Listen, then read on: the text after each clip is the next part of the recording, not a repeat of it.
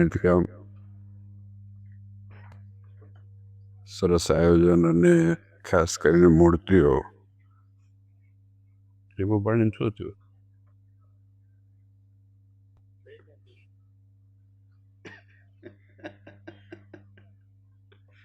તમારા ગામનું પાણી મજબૂત છે આ તને સામે રૂપિયો જોઈને પરચુરણ ખબર પડે ને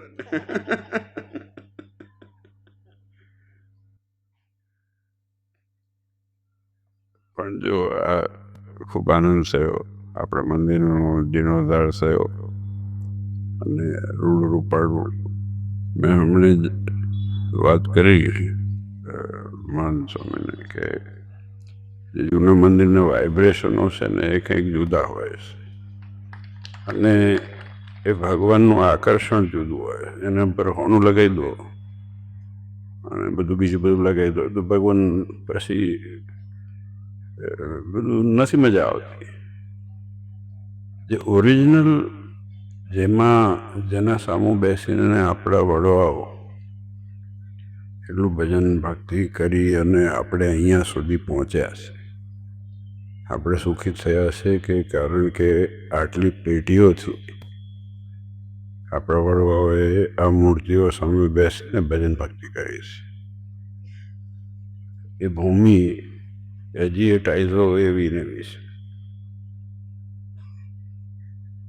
આ બધી વસ્તુ પરંપરા જાળવવી છે બહુ જરૂરી છે હું બધી જગ્યાએ કહું છું માનું છું કે પરંપરા અને સિદ્ધાંત આ બે વસ્તુ બહુ જરૂરી છે સત્ય છે ને એ ક્યાંક કદાચ એમાં ગ્રે એરિયા આવે મારું સાચું તમારું સાચું હોવું જરૂરી નથી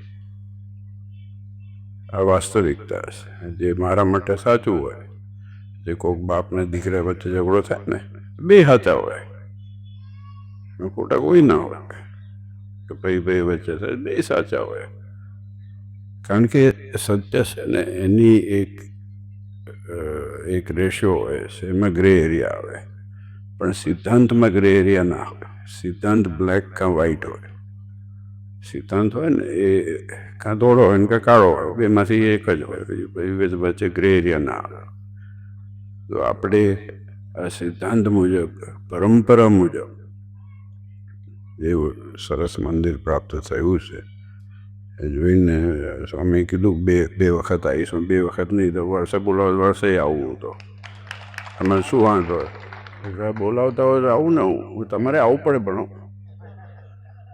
કેમ કે આ બધા મંદિરોમાં હવે છે ને ગામો મળતા નથી ગામે એટલા બધા કોન્ક્રીટના જંગલ જેવા થઈ ગયા છે હું વચ્ચે કંઈક કોઈક ગામડામાં ગયો ને આમ એવું સરસ રૂપાળું ગામડું હતું જાણે 30-35 વર્ષ પહેલાં ફરતા હોય અને તળાવના કાંઠે સભા કરી હતી મેં કીધું આ બધું મળતું જ નથી હવે જૂનું જે વાઇબ્રેશન્સ હોય જેમાં આપણને મમત્વ લાગે આપણને પોતાપણું થાય કારણ કે હમણે સ્વામી વાત કરીને કે અત્યારે યુગ છે ને એનું બહુ સ્પીડ એટલી બધી વધી ગઈ છે હજુ લોકડાઉન આવ્યો ને લોકોને વાત કરતાં ભૂલી ગયા SMS બહુ કરે ને હજી કે એટલે પછી પાછા ઓફિસની અંદર વાત કરતાં આવડે જ નહીં પછી એના માટે એને થેરેપી આપવી પડી છે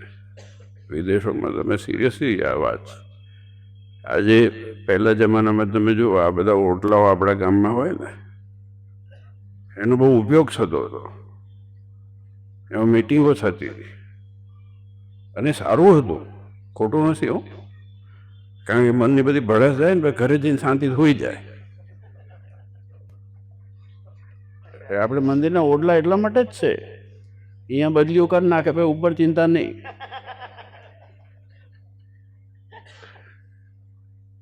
એટલે ઓટલાનું મહત્વ બહુ છે જે અંદર આમાં છે ને જેટલું અંદર દબાઈ કરો ને પછી એનું ક્યાં રિએક્શન આવે ને ખબર નથી પડતી પછી એને સાયકોલોજીકલ ડિસઓર્ડર થાય ને તું ને કે માતાજી આવ્યા માતાજી નથી આવ્યા બચારા, એનામાં આટલું બધું દબાયેલું છે. માતાજી એમને ના આવે. માતાજી એ પવિત્ર વસ્તુ છે. તો આપણામાં ઠેકાણા હોય નહીં કે ભગવાન આપણામાં આવે. આ વાસ્તવિકતા છે. વસ્તુ એટલી છે કે આજે જેટલા આગળ જઈએ છે ને એ માણસ પ્રત્યેનું અંતર, ધારો કે આપણે આવી રીતે બેઠા વાત કરીએ છીએ, આ બધું ઓછું થતું જાય છે. હવે એ વર્ચ્યુઅલ રિયાલિટી આવશે પાછળ. મેં તો વચ્ચે એક વખત જોક કર્યો, એઆઈને વર્ચ્યુઅલ રિયાલિટી આવે તો મેં મારા ગામડે જવાનું બંધ કરી દેવાનું, પછી અહીંયાથી બેઠા બેઠા થ્રી ડિમેન્શનલમાં જ વાત કરી લેવાની. આપણે હારે આપી દેવાના ને ફલાણું થઈ જાય ને બધું થઈ જાય, ઝંઝટ જાય. ભવિષ્ય શું છે? એટલે માણસ પ્રત્યે. અને જો તમે, હું પરમ દિવસે વાત કરતો હતો, એક હરિભગત છે. હરિભગત ઠીક ફ્રેન્ડ છે ને બહુ વ્યવસ્થિત સુખી સંપન્ન છે, યુકેમાં રહે છે. મેં કીધું આજે જે હવેની પેઢી છે એમાં જે વેક્યુમ ક્રિએટ થયું છે ને એ વેક્યુમ પરિવારનું થયું છે. પરિવારનું એકબીજા પ્રત્યે જે લાગણી અને પ્રેમ જે હોવો જોઈએ ને, એમાં બધાએ જે દોડ મૂકી છે પોતપોતાની રીતે. હવે તો કે જો કે ઘણા બધા પાછા વળ્યા છે. જો હું જે રીતે જોઉં છું દુનિયા આખામાં, પણ વચ્ચે કાળો એવો આવ્યો કે એવી દોડ મૂકી બધાએ, કમાવા જાઓ ને આમાં જાઓ ને તેમાં જાઓ ને ફલાણે જાઓ ને અમેરિકા જાઓ ને પૂછડે જાઓ ને, એવી દોડ મૂકી કે પોતાનો પરિવાર ખોઈ ગયો. અને પછી જ્યારે પાછા આવ્યા ત્યારે છોકરા મોટા થઈ ગયા. પછી છોકરાઓએ બાપને પૂછ્યું કે તમે કોણ છો? આ વાસ્તવિકતા છે ને. તમે જાણો છો જે સમયની તાકીદ છે, જે જરૂર છે ને. આજે શિક્ષાપતિનો ઉત્સવની વાત કરીએ. ચલો, આને શું કરવાનું છે? આ ઉત્સવ હોય કે આજે આપણે આ ગામનો ઉત્સવ હોય, ઉત્સવમાં શું કરવાનું શું છે કે આ જેટલા અંતરો થયા છે ને એ ઓછા થાય, એકબીજાને મળવાનું થાય, એકબીજા ડીશો લઈને ઊભા રહે, જમતા જમતા વાતો કરે, કપાટા મારે, ઘડીક એકબીજાની ઓળખાણ થાય, ઘણા વર્ષો મળવાનું થાય. આ બધી વસ્તુ મંદિર પૂરું પાડતું. આજે એ વેક્યુમ જેટલું વધતું જશે જેટલું આ અમે સ્વામી વાત કરી ને જેટલા ડબલા છે ને, હું જ લઈને બેઠો તે વખતે. મારે લોહી પીનાર ઘણા છે અને હું સભામાં જ કામ હોય બે ચાર જોઈ લઉં. કેટલા બધા સમજદાર ને કેટલી બધી દુનિયા. કામના ના હોય, નકામા જ હોય. કામના તો કોઈ આવતા જ નથી. ફોન કામના હોય ફોન જ શું કરે, વાત ના કરે.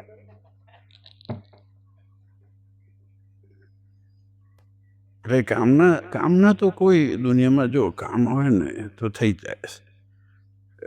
એક મેં જો એક નવો સિદ્ધાંત તમને શીખવાડું મારો. હા, શીખવા લાયક છે. વોટ્સએપ ખોલવાનું નહીં, અઠવાડિયે ખોલવાનું. ત્યાં સુધી સમસ્યાનું સમાધાન થઈ ગયા હોય.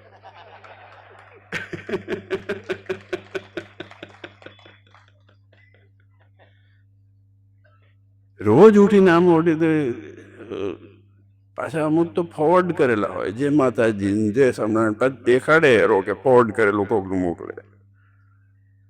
હવે મારો તો નિયમ છે કે જો ભગવાનને જે સ્વામિનારાયણ તમે કરો કે ભગવાનની મૂર્તિ મને મોકલો એટલે હું સીધું એને બ્લોક કરું. મારા પાસે બહુ ભગવાન છે, આટલા બધા ભગવાન છે કે એટલા સાચવી તો બહુ છે. આપણા સિંહાસનના ભગવાન આપણે સાચવી શકીએ. વાસ્તવિકતા છે ને. આપણા ઘરના સિંહાસનના ભગવાન હોય, અહીંયા જઈને એકવાર દર્શન કરી લો ને બાપા. આ મોબાઈલમાં શું કરો, પથારી ફેરવો. કોકને ભગવાન મોકલો. મેં કીધું મારો તો નિયમ છે, ભગવાન આવે પેલા બ્લોક કરી નાખો. જે સમરણ કે એટલે બ્લોક કરી નાખો. એ ચિંતા જ નહીં કરવાની અને અઠવાડિયા સુધી જોવાનું નહીં. ટ્રાય કરજો. જો તમે આપણે માનીએ છીએ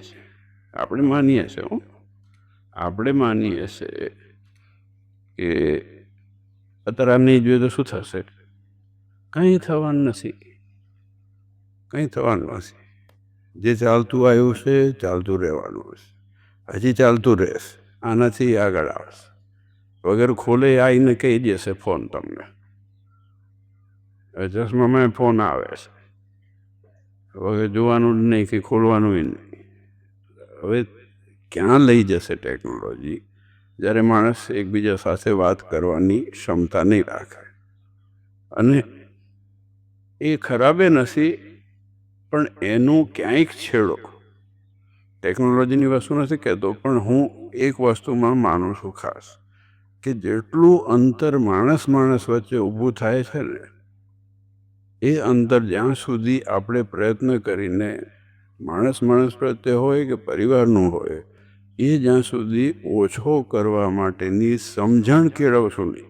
પ્રયત્ન નથી કરવાનો, પ્રયત્ન કરવાથી કંઈ નહીં થાય, સમજણ કેળવવાની. આ વસ્તુ છે ને એક એડિક્શન છે. જેમ કોઈ માણસ ડ્રગ્સ લેતો હોય, કોઈ દારૂડિયો હોય, તો એને ગમે તેટલું તમે કહો તો એમ કે ના હું તો કંઈ કરતો જ નથી. કોઈ જુગાર રમવાની ટેવ, ના કોઈ દિવસ નહીં. જ્યાં સુધી એ એક્સેપ્ટ ના કરે ને, જ્યાં સુધી એ પોતે સ્વીકારે નહીં કે હા મારામાં પ્રોબ્લેમ છે, ત્યાં સુધી કોઈ બીજો માણસ એનું સોલ્યુશન નથી કાઢી શકતો. આ વાસ્તવિકતા છે. આપણે સટ્ટા રમનારા નથી ઘણા લોકો હતા, ઘર બધું ખલાસ થઈ ગયું હોય, હાવ ખલાસ થઈ જાય છે જિંદગી, પણ એને પોતાને સ્વીકાર્ય નથી હોતું કે હા સટ્ટા રમવાથી આ થયું છે. બીજા બધા બાના કાઢ.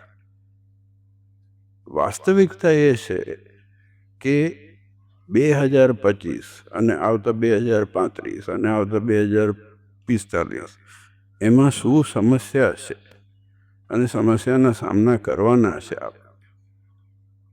કારણ જો જીવવું હોય તો સારી રીતે જીવવું જોઈએ. આ તો વાસ્તવિકતા છે. ખાવું હોય સારું ખાવું જોઈએ, ચોખ્ખું ખાવું જોઈએ, પહેરવું હોય સારું પહેરવું જોઈએ. એના માટે જ મજૂરી કરીએ. બીજું શેના માટે? દોડ ભાગ શેના માટે? આ તમે કમાવો તો શેના માટે?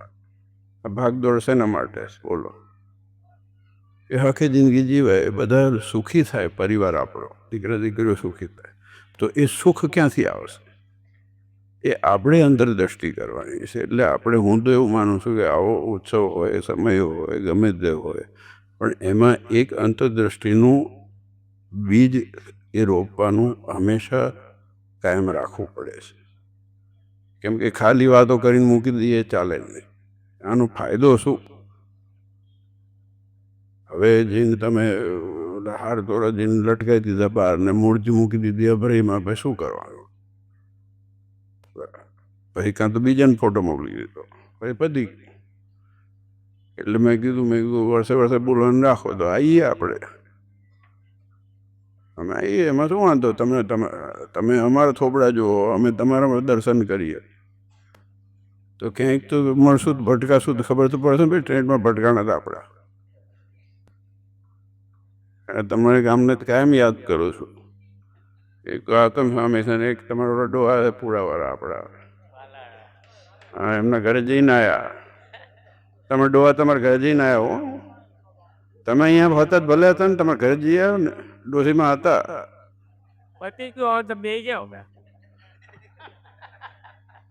આતમ સ્વામી પ્રેમ છે એમના.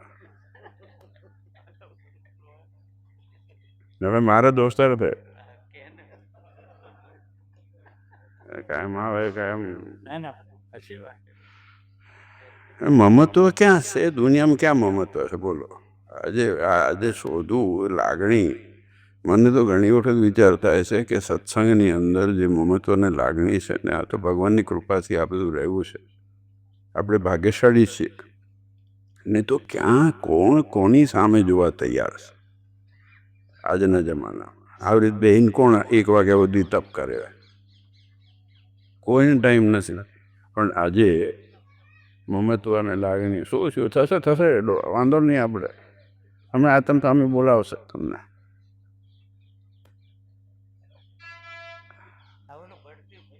હા, બળદેવભાઈને બોલાવશો હમણાં. બોલાવીશ, બધાને બોલાવીશ. જૂના જમાના ને ખટકાવાળા હોય બાર, આ તો ખોટકાવાળો હોય. ત્યારે હા લઈને આવે ને બળદેવભાઈ, એમના ભેરા આવે હતા, એમના ભેરા આવે હતા. પૂરા 1-2 જણા લઈને જઈને બધા આગા પાછા કરતા હોય. ક્યાં છે બળદેવભાઈ?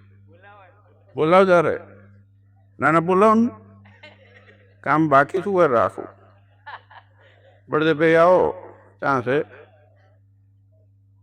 હવે તમે ખોલવા જશો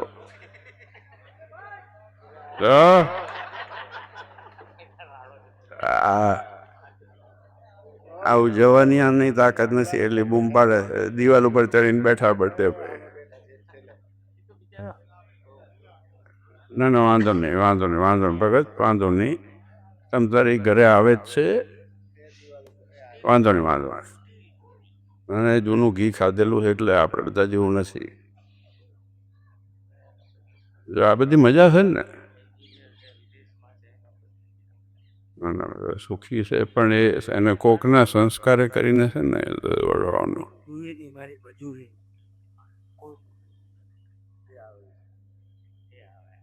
જો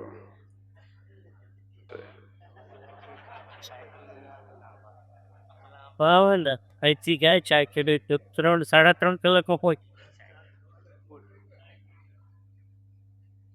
દવા દાળ જો મને ખબર છે ને એ બે ખખડાવે પાછી એકબીજાને બસ બસ લો તમે હાર પહેરાવો આવો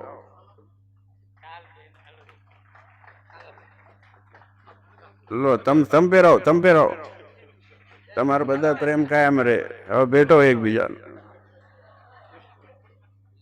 તો